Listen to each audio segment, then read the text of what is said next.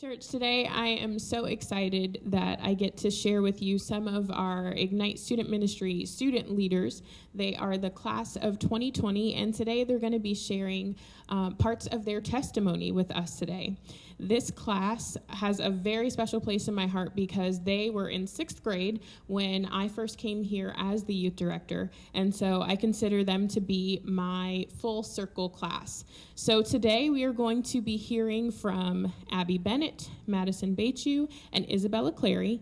And throughout their time in student ministry, I've seen them learn and grow and fight for friendships and be leaders for the peers that are coming in after them. And I'm just so excited that you'll be able to hear from them. So I want for you guys to welcome with me this wonderful class who has affectionately come to be known as the Doodle Bops on mission trips and all the different things that we do in student ministry. So I want you guys to listen up to what they have to say today.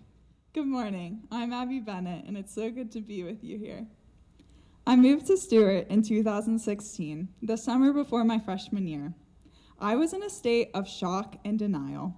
All of a sudden, I was supposed to go to a new church, make new friends, go to a completely different school, and leave everything I had ever known behind.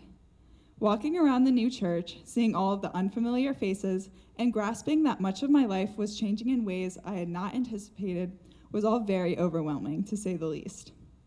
There were lots of tears as I came to terms with the change, but I steadily began to make new friends and to come out of my shell. Two of my closest friends, Madison and Isabella, were somewhat forced to hang out with me, but I would like to think that eventually they came around to liking me. The first few weeks of my freshman year were daunting, but I found a group of friends fairly quickly, and though it took time, I adjusted well to the change. I was feeling great as I was headed into my sophomore year, but as I began my second year of high school, it became clear that this year, things would be different. My relationships began to change, and I felt far from friends at school that I had once felt close to. I kept a smile on, like I always do, and sought out the positive, trying to figure out where I fit in among my group of friends, but it just didn't feel right. I felt lonely and isolated. As time went on, I wish I could say my time at school got better, but it seemed to only be getting worse. I just couldn't seem to figure out where I belonged. My friendships shifted and evolved, and school became a lonely place for me. I was quiet, unwilling to reach beyond my comfort zone, and I just had a sense that I didn't belong. As the years progressed and I grew older, the feeling persisted. Some of my friends had begun to go down a path that I didn't want any part of, and I refused to sacrifice my values just to fit in. But at the same time, not fitting in or belonging to a certain group of friends was really taking its toll on me. When I lost a relationship that I had depended on for emotional support throughout the difficult times at school, things took a dark turn. When anyone loses a relationship that they placed a lot of value on, they naturally feel a sense of loneliness. For me, this natural sense of loneliness only added on to the years of loneliness I was already experiencing at school. A lot of my self-worth had been embedded into that relationship without me even realizing it. There were many days where I felt hopeless, as though I would never see beyond the suffering and the struggling. If I hadn't found refuge in another part of my life, I would have believed that something was wrong with me.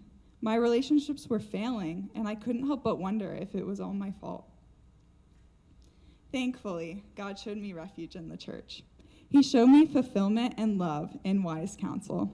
He pushed me to develop relationships that sparked joy and showed me emotional depth. He led me to a group of people that encouraged me to grow in ways that I could have never predicted. He gave me a community and a place where I felt like I belonged. My 4 years at FUMC Stewart guided me through the 4 years that I struggled in school. The support I received from both students and leaders in youth group really helped me through the difficult times in my life. Involvement with youth group, a music internship, volunteering at VBS, and mission trip opportunities, all of these things helped me to grow as an individual. The relationships I formed with my small group leaders in particular were very encouraging, and I was able to hear advice from adults who had been following Christ a lot longer than me. It was super helpful to have a support system of people who were a lot more experienced at life than me. I knew I could go to them no matter what, and knowing that they supported me and were praying for me was a really big deal. The sense of community I felt at FUMC Stewart has given my life so much value and meaning, and the relationships that I've formed here have been absolutely instrumental to my spiritual growth. However, these relationships didn't just form on their own. As much as I would have loved for God to just give me these relationships without me having to put in the work of getting out of my comfort zone and opening up to different people, that's not really how it happened. I had to work at forming these relationships, and it definitely was not easy putting myself out there. If you're one of those people who's just been blessed with an outgoing personality, I'm a little jealous, I won't lie. For me, it's very daunting meeting someone new, and holding a conversation with someone unfamiliar takes up a lot of my energy. Putting myself out there is exhausting, and I have to give my introverted self plenty of alone time to recharge. God definitely showed me amazing opportunities to meet people who lifted me up and were positive role models, but he also pushed me to make the move and start actually cultivating the relationships. By putting myself out there and stepping out of my comfort zone, slowly and steadily, I began to form relationships with both my peers and trusted adults in the church. These relationships provided me with a sense of stability and community, something I desperately needed throughout the difficult times of high school. Romans 5:3 says, "We glory in our sufferings because we know that suffering produces perseverance, perseverance produces character, and character produces hope." While I've never exactly been thrilled about the thought of suffering, this verse gave me something to hold on to and even look forward to throughout my times of hardship. Paul writes this verse to encourage the church at Rome that despite all of the suffering that they are facing and will continue to face, they can be confident that if handled in a healthy way, their suffering will ultimately produce hope. As I reflect on how this verse has fit into my own life, it's now obvious to me that my suffering took me through the same steps that Paul talks about. Even as I struggled with loneliness for a seemingly long period of time, God provided me with close friends and family members who encouraged me to persevere. He also revealed in me a gritty determination to cope with my loneliness the healthy way. I was determined to deal with my struggles in a healthy way because I didn't want them coming back to haunt me in the future.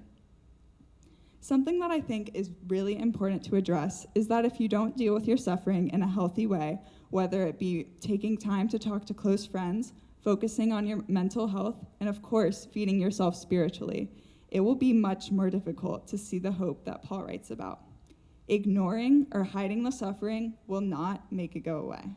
In fact, it'll only make it more unbearable. Throughout my suffering, I found that physically taking care of my body through exercise and taking time to journal and be outdoors were 3 things that really helped me to cope in a healthy way. The perseverance that I developed through my struggling naturally produced character within me. I found that now I was able to have a greater sense of empathy towards others who were also feeling alone. I had more grace and understanding towards people when they acted in ways that frustrated me, and I was better equipped to look past the initial action into what was really going on in the inside. There were plenty of times throughout my struggling that I isolated myself from my friends, lashed out at family, and treated others poorly. I didn't do these things because I was a bad person or selfish or because I thought I was better than everyone else. I did them because of what was going on the inside. Analyzing people's actions with this in mind helped me to have a greater sense of empathy towards others. As I persevered in forming meaningful relationships, I began to hear words of wisdom and advice from these people who had now become a big part of my life. It's crazy how much you can learn by listening to those older than you, even though it can be a little hard to admit sometimes. The advice that I was given from trusted friends and adults instilled a greater sense of character within me. As I developed perseverance and character that Paul writes about, my hope grew.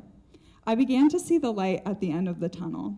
I had always known that the suffering wouldn't last forever, but I really began to believe it.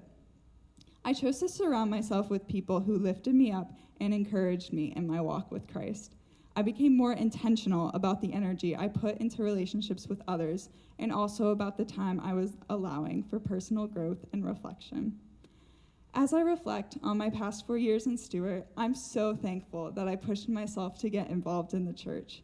The experiences that I had and the relationships that I formed helped me grow both mentally and spiritually. I was able to grow through my struggles with loneliness, and I actually found hope on the other side. If I hadn't found refuge from my suffering through involvement in a small group, youth praise band, and volunteering, I would have felt completely lost. It's difficult for me to imagine my high school years without the presence of the church. I would encourage anyone, whether you're currently going through a time of suffering or not, to seek out meaningful relationships at church. Join a small group, reach out to someone new, or find a ministry to volunteer with. It can definitely be scary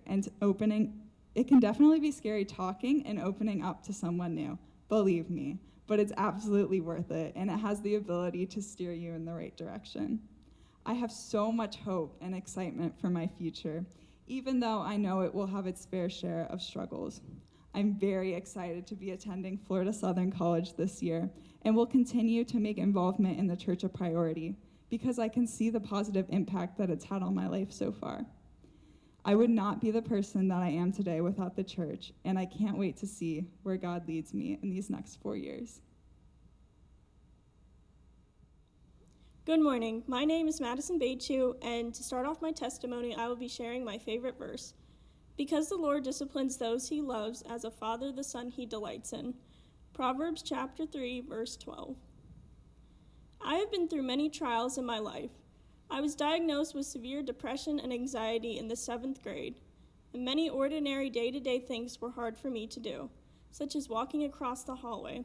I believed everyone was staring at me, but in reality, they were not. I even began to isolate from my friends, and I found it hard getting out of bed every morning. I began to see a therapist, praying that I would find some relief. Some days were better than others. I would have many setbacks and had a hard time finding the strength to keep on going. I often found myself blaming God, wondering why me? Why do I have to go through all of these things? I was angry with God and felt alone in my struggles. I allowed myself to have a never-ending pity party, and I made no efforts to fight back and try to reach out of the depths of the dark. I never thought I would find the light at the end of the tunnel, but eventually I found it. And I learned that God puts you through these hard times for a purpose. He doesn't give you anything you can't handle, and I now know that God is bigger than any of my fears. If I have been able to look into the future and see that I'm standing here on this stage talking to you all, I would have told my past self that it gets better. And just to keep on fighting a little longer, I wouldn't have been able to share my story today without God. And no matter what you go through, He will always be there. Thank you. Good morning, church. I'm Isabella Clary. I grew up in the church, so for many years I would watch seniors stand right here on Senior Sunday and give their testimony. As a kid, I thought that was super cool, and I couldn't wait to do the same thing. The older I got, the more I realized that would involve standing here and have a crowd of people staring at me while I talked. So that idea became a little less fun. As I went through high school and senior year drew closer, I thought, well, I've given presentations before and they didn't go that bad, so if I did it once, I can do it again. It was going to be scary, but I could do it. About 2 weeks ago, when it was time to actually sit down and think about what I was going to talk about, I was suddenly overcome with this feeling of dread. This wasn't like any other presentation I'd given before. I couldn't rely on the book or do the extra research. I had to come up with it on my own, and I had no idea what I was going to talk about. Our first deadline was coming up with what verse we were going to base our message off of. And even though I still had no idea what I was going to talk about, I thought, easy, I'll use my favorite verse. It's been my favorite for as long as I can remember, and it's something I've always related to. Jeremiah 29:11, "For I know the plans I have for you, declares the Lord, plans to give you hope and a future." Ever since I was little, I've known that I wanted to be a vet. There was a few times that I thought, well, what if I become a doctor? I could be a neonatologist or maybe a fertility specialist. I could work with families and babies. That seems pretty fun. There was even a brief time when I thought maybe I would go into forensic science. Thank goodness that was brief, but we always came back to being a vet. I've always had really big plans, and I've known exactly what I wanted to accomplish and when I wanted to accomplish it by. But the older I got with that attitude, I gained a lot of anxiety. So another verse that I thought I might use for my testimony was Matthew 6:34. Do not worry about tomorrow, for today brings enough worries of its own. Now that I had submitted my verses, it was finally time to figure out what I wanted to talk about. Giving my testimony was always something I sort of struggled with. I grew up in the faith. We hopped churches a little bit when I was younger until we finally landed at this one. And I went to a small Christian school from preschool to 8th grade. This is where I learned that just because someone calls themselves a Christian doesn't always mean that they display Christ. But my testimony always was, well, I grew up in the church. The end. Every summer since 6th grade, we go to Warren Willis Camp, and I have so many amazing memories from there. But every year, usually in small group, there would become a time when we would be prompted to talk about our testimonies. I loved and hated this time all the same. I really enjoyed people's stories, how they talked about their lives, how they'd had a traumatic experience, how they fell into bad ways and were at their lowest point, how then they heard God's voice and saw the light, and how they gave their lives over to Christ. Or others, how they're now traveling the world to spread the good news to everyone. In comparison, my story was pretty boring.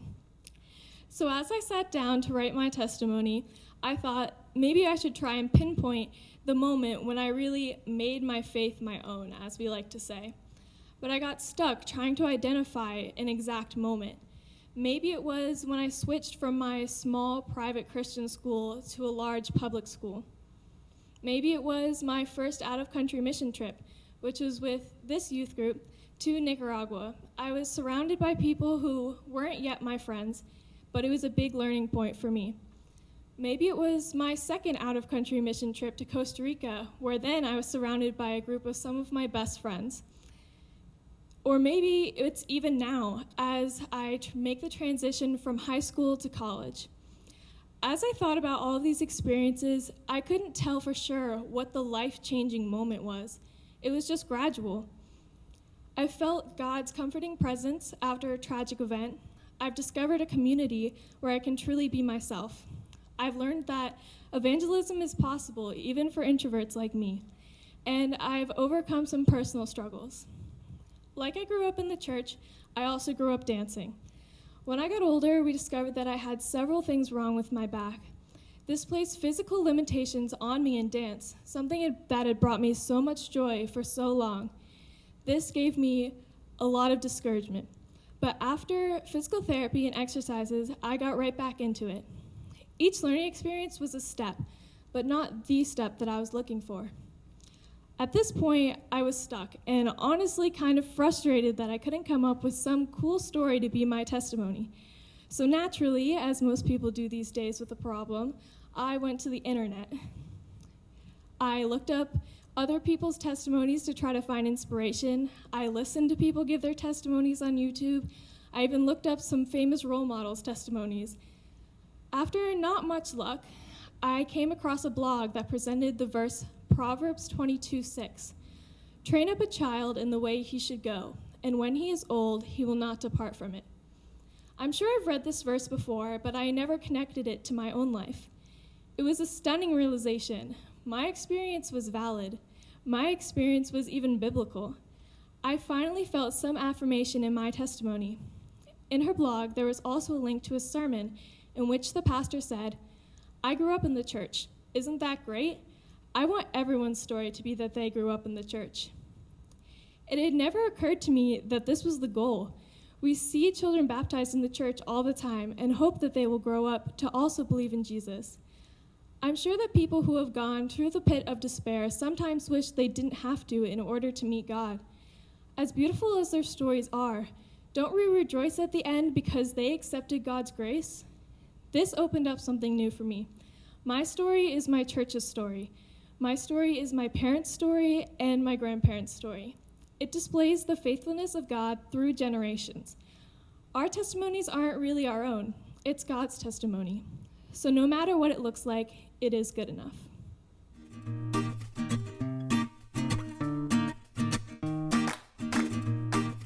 Do it again. Like anytime? Okay. Hello, good morning. Howdy, good morning. Woo. My friend just FaceTimed me. Can we start over? Yeah. Can we start over? And it's my pleasure to be here. Yep. As I